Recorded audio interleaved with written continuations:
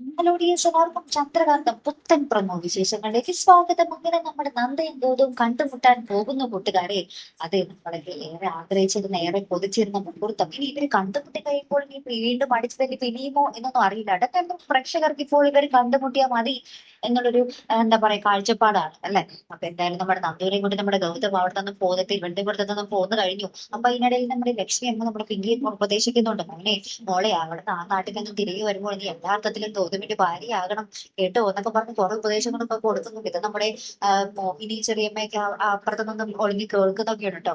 അപ്പൊ എന്തായാലും നമ്മുടെ പിങ്കി ഭയങ്കര ഹാപ്പിയാണ്. എന്താ വെച്ചാൽ നമ്മുടെ ലക്ഷ്മി അമ്മ ഇപ്പൊ എന്തെങ്കിലും സപ്പോർട്ട് ഉണ്ടല്ലോ. അപ്പുറത്താണെങ്കിൽ നമ്മുടെ ഗൗരിക്കുട്ടി നമ്മുടെ നന്ദുവിന് വരവേക്കാൻ വേണ്ടി കുറെ ഒരുക്കങ്ങളൊക്കെ നടത്തി ഇങ്ങനെ വെച്ചേക്കുവാ. അപ്പൊ നമ്മുടെ ഗൗരി നമ്മുടെ നന്ദുവിനോട് പറയുന്നുണ്ട്, എനിക്ക് വേണം നന്ദുവിന്റെ അപ്പയെ പോലെ സ്ട്രോങ് ആയിട്ടുള്ള ഒരു പപ്പ എന്നൊക്കെ പറയുന്നുണ്ട് കേട്ടോ.